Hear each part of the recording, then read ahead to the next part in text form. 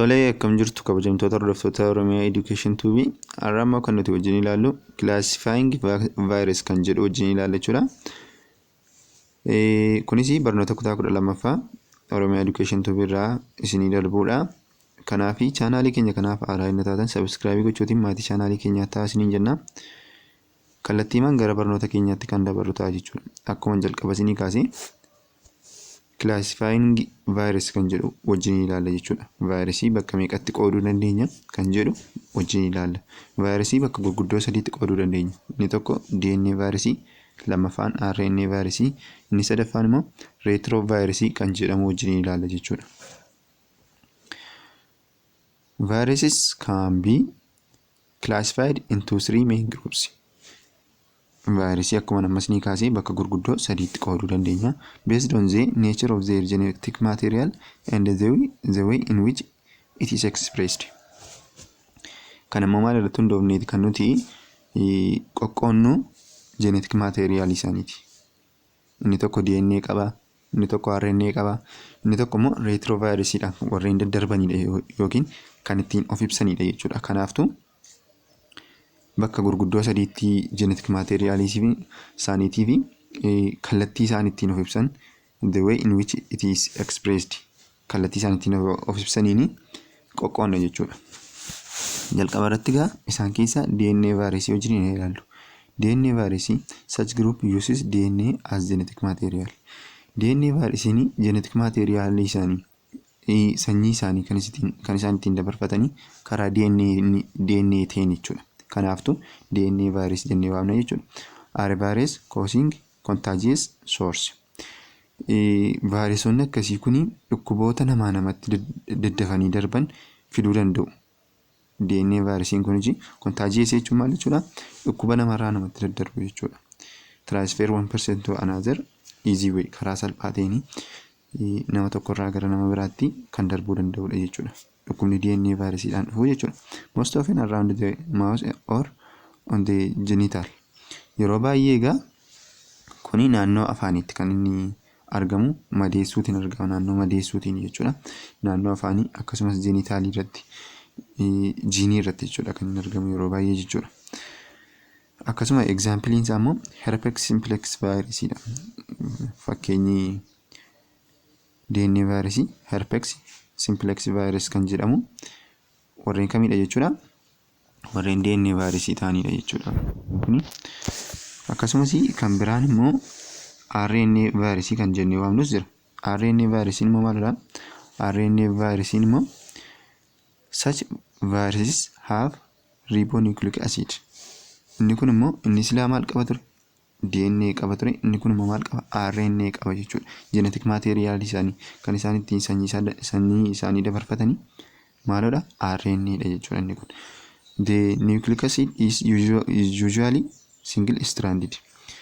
Akkuma kana nucleic acidiin kun immoo maalodha? Single stranded dha. Single stranded jechuun maal jechuudha? RNA yeroo hundumaa single stranded dha. Single stranded jechuun DNA haala kanaan kan inni deemu single stranded dha jechuudha. Single stranded jechuun qeenxee kanaan deema jechuudha. Kuni RNA dha. DNA immoo akkamidha? DNA yeroo hundumaa haala kanaan kan deemudha. Kana jechuun double dha jechuudha inni immoo. Haala kanaan kan fidudha. Haala kanaan kan qabudha jechuudha. Kuni double stranded jennee waamna. Maaliif akkuma isin argaa jirtanii strandii lama qaba wanta ta'eef jechuudha. Kun immoo single stranded dha. Fakkeenyi RNA virusii immoo maalidha? H1N1 dha. H1N1 virus jennee waamna. Kun immoo causes of swine flu yookiin dhibee influenza fiduudhaan kan beekamudha jechuudha. Dhibee influenza fiduudhaan kan beekamudha. RNA virusiin kana bakka bu'a jechuudha. Inni kan biraanii retrovirusiidha. Retrovirus jechuun immoo maal jechuudha? Retrovirus virus that have an enzyme. Kun immoo maal qaba? Retrovirusii warra ergamaa DNA fi RNA qabu jenna. Inni kun immoo maal qaba? Retrovirusiin enzyme qaba. Enzymicha jechuudha reverse transcriptase.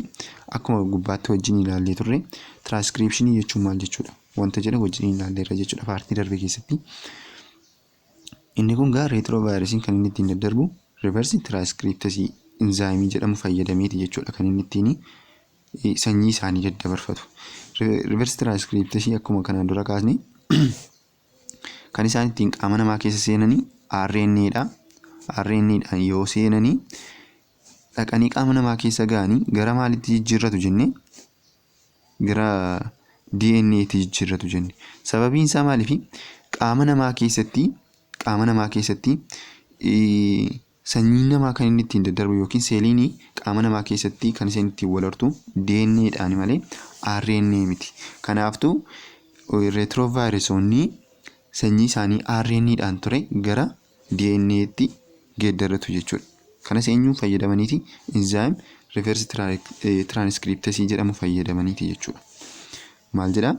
Viruses that have an enzyme or reverse transcriptase capable of making a complementary DNA copy of the viral RNA.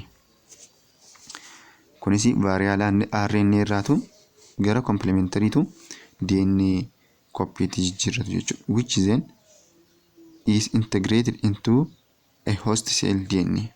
Kana booddee gara eessaa seenaa? Host cell seenaa. Akkuma kanaan dura paartii darbe keessatti wajjin ilaalle jechuudha. Retroviruses are a type of virus in the viral family called retroviride. Retrovirusiin taayipii vaayirasii keessaa warreen faamilii kam jalatti qoodama? Retroviride kan jedhamu jalatti qoodama jechuudha. Retrovirusiin jechuudha.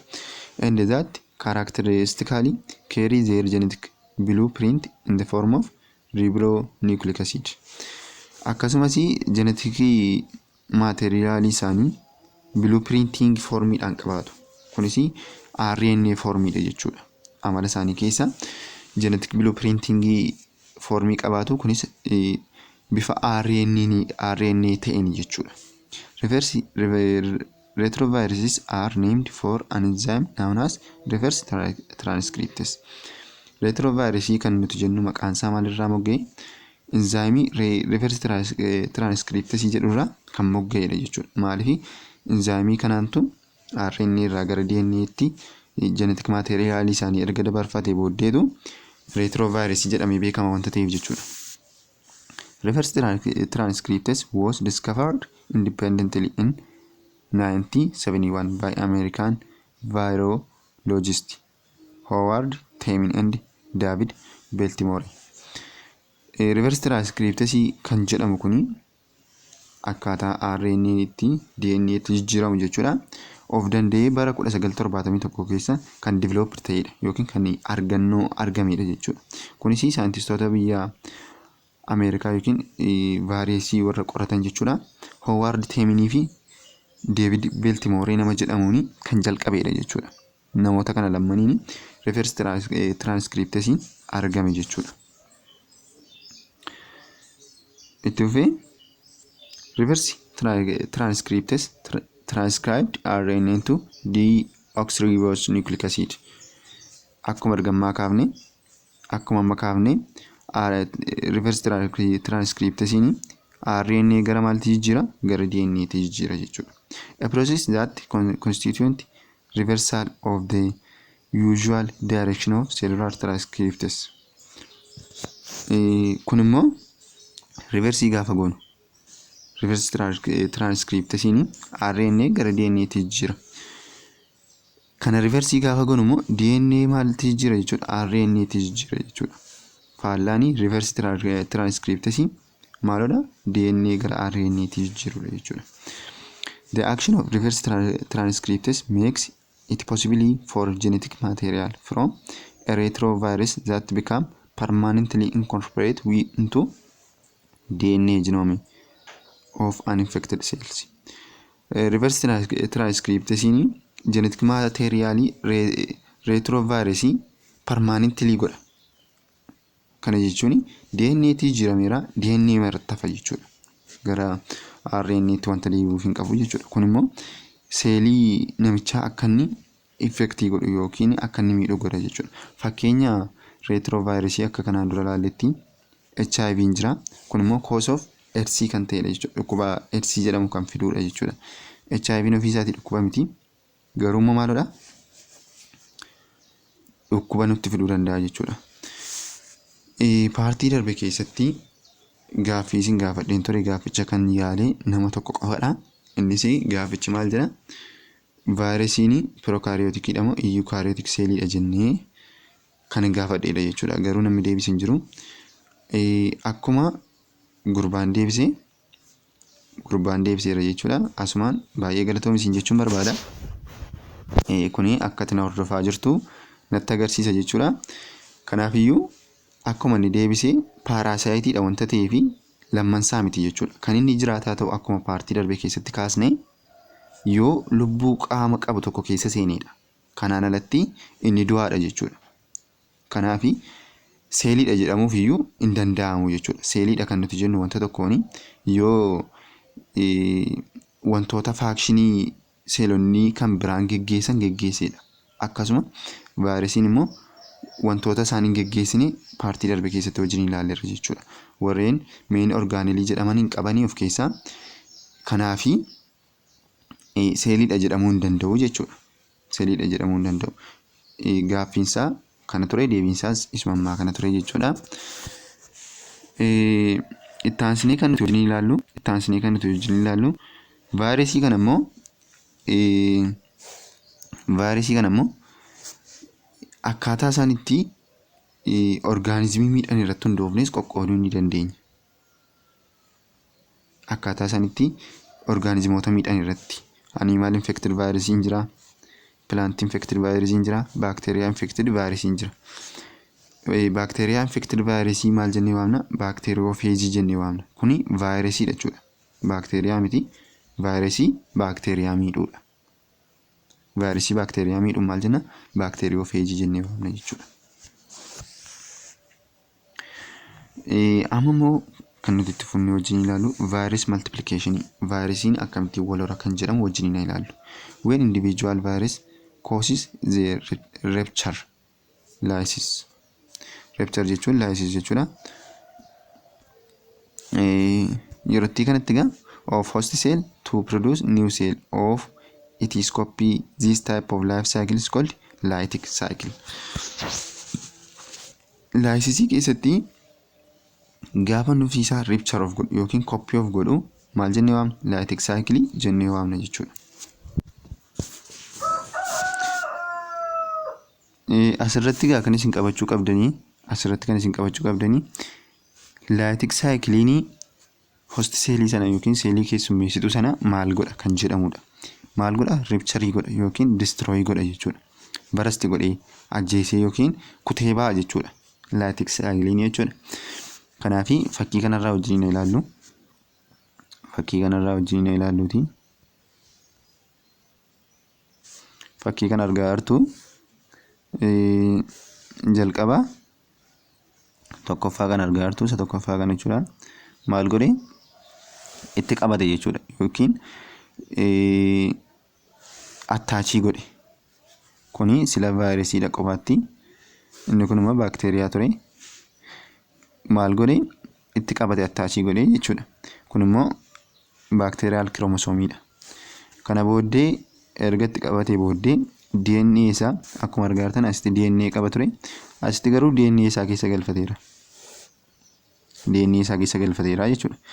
Kana jechuun vaayirasiin injektirii taateetti jechuudha. Yookiin maal keessa?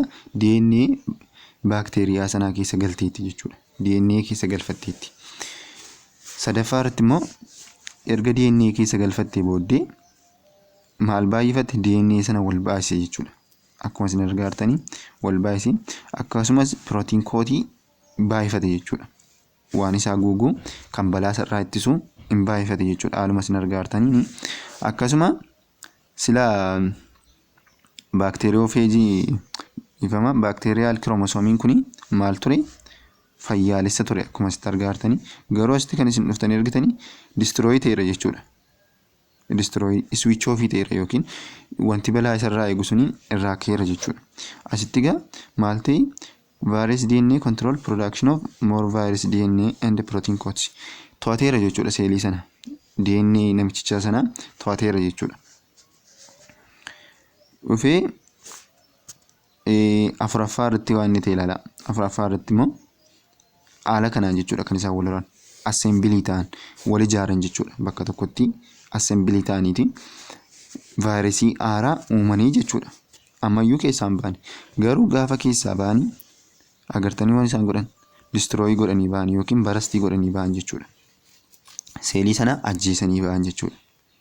Barastooppiin godhanii vaayirasii haaraa qaama sanatti gad lakkisuu jalqaban jechuudha. Kun egaa haala vaayirasiin ittiin wal horuu keessaa laayitik vaayirasii jedhamee kan beekamudha jechuudha.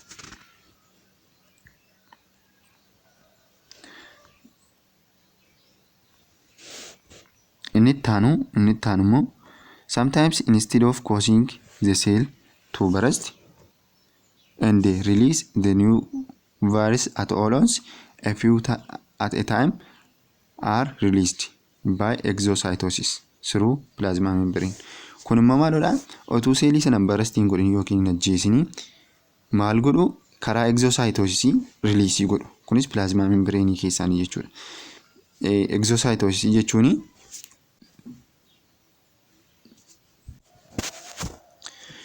exocytosis jechuun maal jechuudha? Seelota yookiin warreen akka bishaanii bulbulaman jechuudha. Karaa seel membreenii baasuudha yookiin bifa dafqaatiin, bifa garagaraatiin qaama keessaa gara alaatti bifa baasuutiin jechuudha. Kunis kanneen akka bulbula bishaanii warreen garagaraa warreen kana karaa plasma membreenii ofii isaaniitii bahuu hin dandeenye bifa bulbulaatiin kan baasuudha jechuudha. Bifa bulbulaatiin kan baasuudha. Kanaaf egaa inni kun immoo maaliin godhu? Kan isin asitti qabachuu qabdanii chronic release cycle jedhama. Kan isin asitti qabachuu qabdanii barastii seelii sana barastiin godhu. Akkasumas hin ajjeesu jechuudha. Ajjeesee keessaan bahu. Iddoo isaa maal godha? Exocytosis qaama jedhamuuntu gara alaatti baasaa jechuudha. Because release of new virus is ongoing. Yerootti kana immoo maal godha? Gara alaatti ba'a jechuudha. Gradual release of new viral cell. Kunis seelota haaraa uuma jechuudha. Seelota haaraa uumaa jechuudha. Warreen kun egaa akkaataa seeliin itti wal horanidha jechuudha. Steeppii isaanii itti wal horanidha jechuudha. Inni afeenni kan biraanii laayisoojenikii kan jedhamu jira. Laayisoojenikii kitaaba keessan irraas ni argattu. Inni immoo akkamidha? Seelotuma sanaa wajjin wal hora. Kana jechuun fakkeenyaaf kuni seelii kana jennee kun seelii tokko jennee seelii kana keessatti wal horre taanaani seelotuma sanaa wajjin gaafuma seeliin sun wal horatu wal horaa deema jechuudha. Seeliin kun akka inni wal horeen inni kunis wal horaa deema. Kunis wal horee inni kunis wal horee akkuma inni tokko wal horuuni damee isaa babal'ifachaa deema jechuudha. Fakkeenyaaf seelii tokko jira. Seeliin tokko kuni seelii lama ta'e jennee innis duukaama darbee lama ta'a jechuudha. Maaltu vaayirasiin sunii jechuudha. Haala kanaanii jechuudha egaa. Asirratti egaa kan isin qabachuu qabdanii isa kamtu ajjeesu isa kamtu seelii ajjeesa wanta jedhamu qabachuu qabdu jechuudha. Giraafii kanas ofii keessanii ilaaluu ni dandeessu jechuudha. Inni kun fakkii isa kanarratti argamee jira. Bifa fakkii isaaniitiin jechuudha. Ofii keessanii dubbisuu ni dandeessu. Barnoota keenya irraa kana fakkaata ture. Waan na wajjin turtaniif baay'ee galatoomaa isiniin jedha. Thank you.